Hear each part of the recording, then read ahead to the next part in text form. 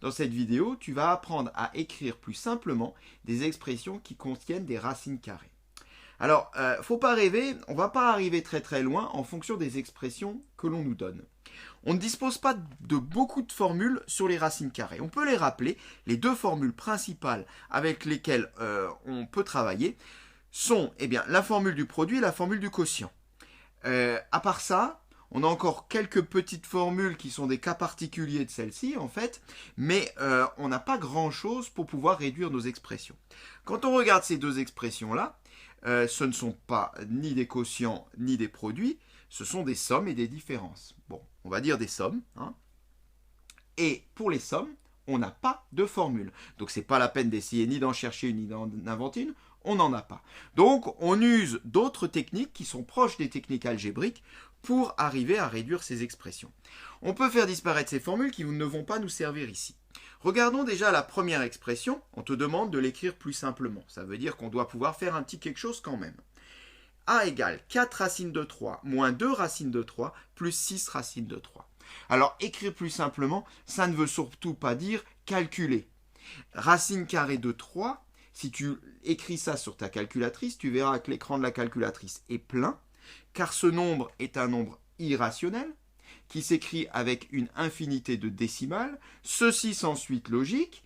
Donc, écrire racine carrée de 3 comme ça, c'est écrire une valeur exacte qu'il ne faudrait pas perdre et donc il faut la garder comme telle. Ceci renferme une information monstrueuse. Donc, surtout, ne pas casser ça et ne pas écrire de valeur approchée. Par contre, je vois ici quand même que j'en ai 4 des racines de 3. Là, j'en enlève 2 des racines de 3. Puis là, je vais en rajouter 6 des racines de 3.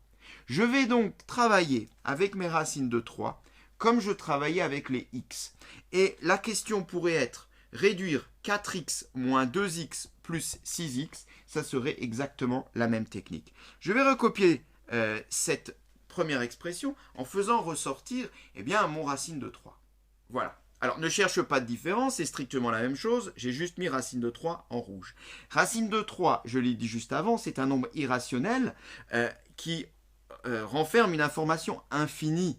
Autrement dit, on peut le traiter comme un nombre inconnu, même si on le comprend, mais on le connaît. Mais on peut le considérer, on peut travailler avec comme un nombre inconnu, donc comme x. C'est pour ça que je vais faire comme si j'avais des x, 4x moins 2x plus 6x, 4 racines de 3 moins 2 racines de 3 plus 6 racines de 3, cela va nous donner des racines de 3.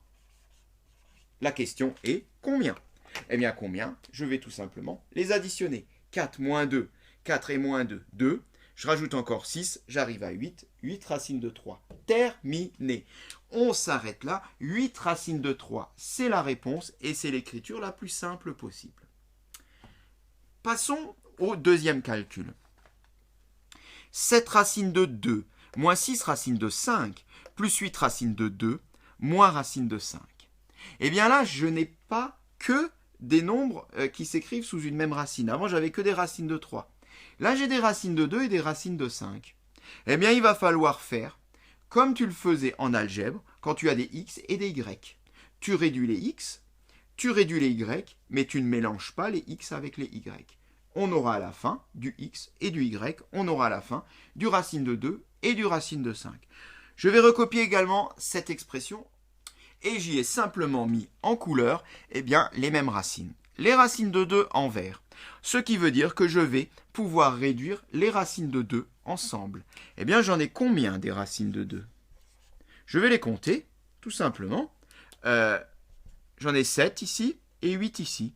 7 plus 8, 15. J'en ai 15 des racines de 2. Et les racines de 5 ? Et les racines de 5, j'en ai combien des racines de 5 ? J'en ai d'abord moins 3 ici, puis là encore moins 1. Ce qui fait que moins 3 et moins 1, je les ajoute, j'arrive à moins 4. Moins 4 racines de 5.